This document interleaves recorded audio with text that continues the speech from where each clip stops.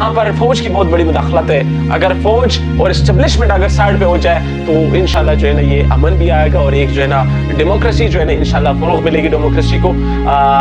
फौज को बेनकाब नहीं किया जा रहा, फौज से सब आवाम की मोहब्बत है।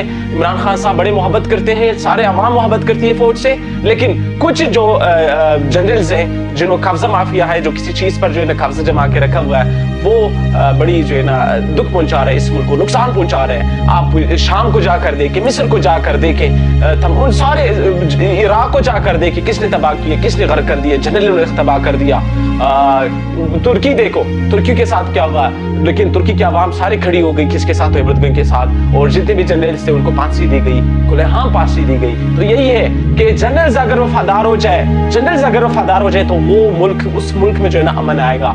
आप देखे हजरत खालिद बिन वलीद को देखे, फौज का सुपर सालार था जिसको सैफुल्लाह कहा गया, बहुत बड़ा जो है ना वो जनरल था, उसको देखे जरा कितना जो है ना नबी पाक सल्लल्लाहु अलैहि वसल्लम का वफादार था, उसकी जो है ना ताबे था, वो जो हुक्म देता था वो उसी वक्त जो है वो पूरा करते थे, अपनी तरफ से कुछ भी नहीं करता था। ये जितने भी जनरल हैं उनको वज़ीर आज़म और सदर पाकिस्तान के अंडर होने चाहिए, उनको इनके हुक्म के मातहत होने चाहिए, लेकिन यहाँ हमारे यहाँ उलट है, सारी चीजें उलट है।